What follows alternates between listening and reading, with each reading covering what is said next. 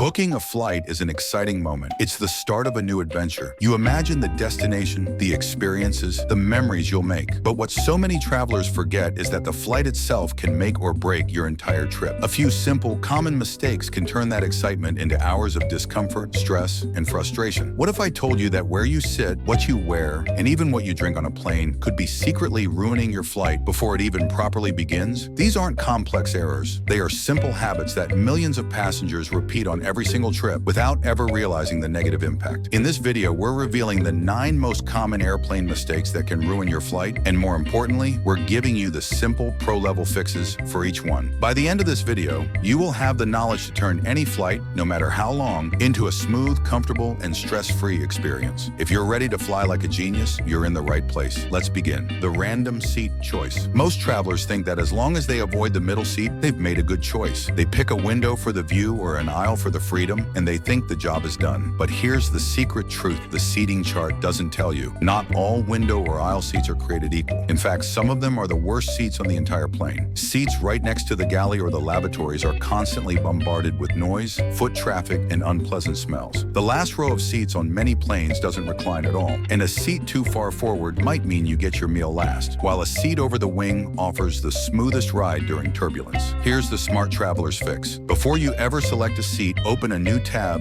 and go to a website like Seat Guru. You simply enter your airline and flight number, and it will show you a detailed color-coded map of your exact plane. It will tell you which seats have limited recline, which are too close to the lavatories, and which ones have hidden perks like extra legroom. The benefit? 2 minutes of research can be the difference between a peaceful, comfortable flight and 8 hours of misery next to a noisy, smelly bathroom. The dehydration trap. You're on a flight, and the flight attendant offers you a drink. Most people choose a coffee to stay awake, or a soda, or maybe even an alcoholic beverage to relax. It seems harmless, but here's the critical mistake. These drinks are diuretics, meaning they cause your body to lose water, and the air inside an airplane cabin is already incredibly dry, often drier than the Sahara Desert. This combination is a trap that leads to dehydration, which causes headaches, fatigue, and massively increases the effects of jet lag. Here's the pro-level solution, and it's simple. Your primary drink on any flight should be water, and lots of it. A good rule of thumb is to drink at least 8 ounces, about 250 milliliters, of water for every hour you're in the air. Bring your own empty reusable bottle through security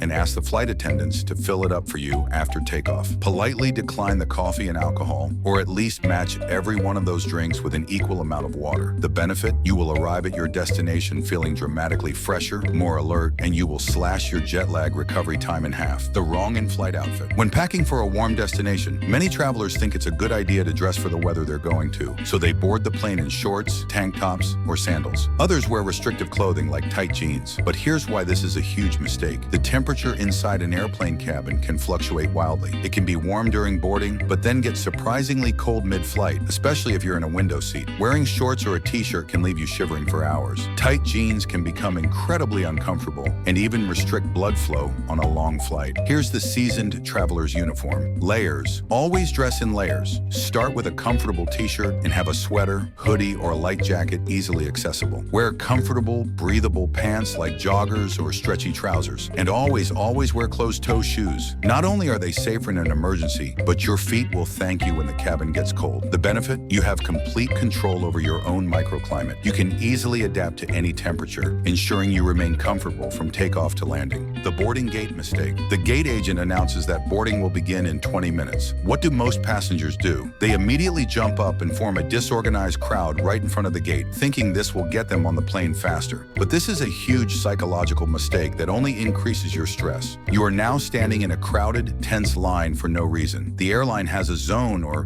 group number on your boarding pass for a reason. They will call you when it's your turn. Crowding the gate doesn't change your boarding order. It just creates chaos and makes the gate agent's job harder. It also blocks the way for passengers in earlier groups who are actually supposed to be boarding. Here's the smart traveler's move. Stay seated, relax, listen for your group number. You can be the last person in your group to board, and you will still get to the same seat at the same time. There is no prize for being the first one on the plane. The benefit? You save your energy, reduce your stress, and avoid contributing to the the chaos. You start your flight in a calm, controlled state of mind, not a flustered, competitive one. The health mistake. You're on a long-haul flight, say 8 hours or more. You've settled in, watched a movie, had a meal, and you stay in your seat for the entire duration. Most people think the biggest health risk on a plane is catching a cold from the recycled air. But the far more serious, hidden danger is from inactivity. Sitting in a cramped position for hours on end can cause blood to pool in your lower legs, dramatically increasing the risk of a serious condition called deep vein thrombosis, or DVT. This is when a blood clot forms in a deep vein, which can be life-threatening if it travels to your lungs. Here's the critical fix,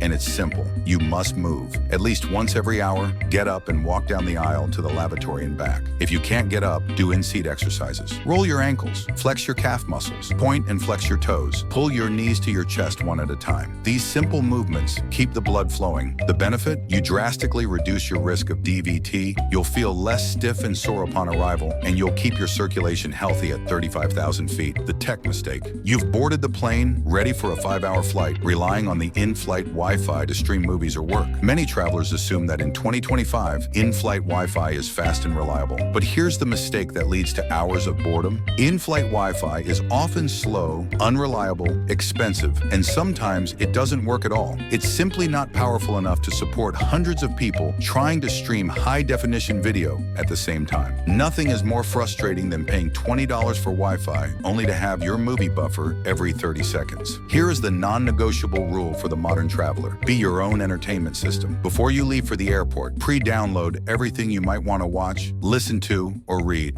Download movies and shows from Netflix. Download playlists from Spotify. Download podcasts and ebooks. Assume the Wi-Fi will not work. The benefit? You are in complete control of your entertainment. You save money, avoid frustration, and you guarantee yourself a pleasant flight, no matter how bad the onboard technology is. The arrival mistake. This is one of the smallest mistakes, but it causes the most last-minute panic, especially on international flights. The average passenger is so focused on the flight itself that they completely forget about the arrival process. And here's the mistake: forgetting to bring a pen. As you begin your descent into another country, the flight attendants will hand out customs and immigration forms. Suddenly, you'll hear it all around you. "Excuse me, do you have a pen I can borrow?" It becomes a frantic shuffle as everyone tries to find a pen to fill out the mandatory paperwork. Here's the simple genius fix. Always, always, always have a black or blue ink pen in your carry-on bag in an easily accessible pocket. Make it a permanent part of your travel kit. The benefit? You can fill out your forms calmly and correctly while everyone else is stressing. You'll be one of the first people ready and organized for the immigration line when you land, saving you time and a surprising amount of hassle.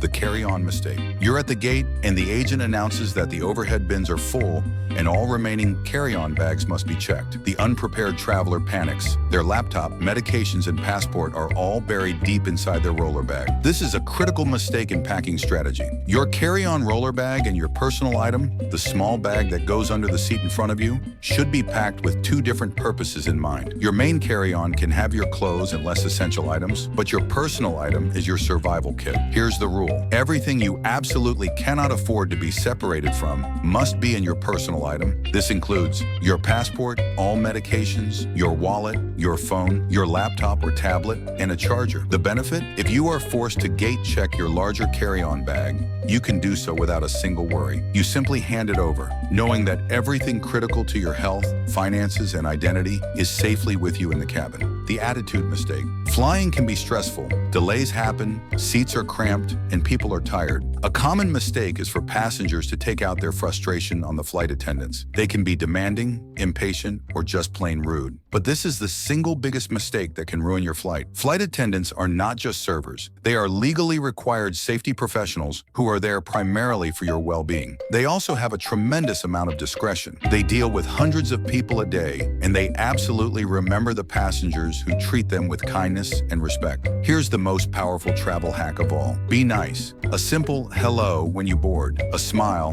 a please, and thank you. It costs nothing. The benefit is immeasurable. That simple act of kindness can be returned in countless ways. A free drink or snack from first class, a heads up about a better empty seat you can move to after takeoff, more attentive service, or just the simple human connection that makes a stressful day better. The best flight hack isn't a hack at all. It's just being a good person. Bonus tip, you've mastered the mistakes to avoid on the plane, but what about the ones you make with your luggage before you even board? A single packing error can make you a target. That's why we made a full guide called 7 Luggage Mistakes That Make You a Target for Thieves. It reveals how to turn your suitcase into a fortress, from the zipper trick thieves use to why expensive bags are a risk. To master the entire journey, click the video on your screen now. Subscribe and fly smart.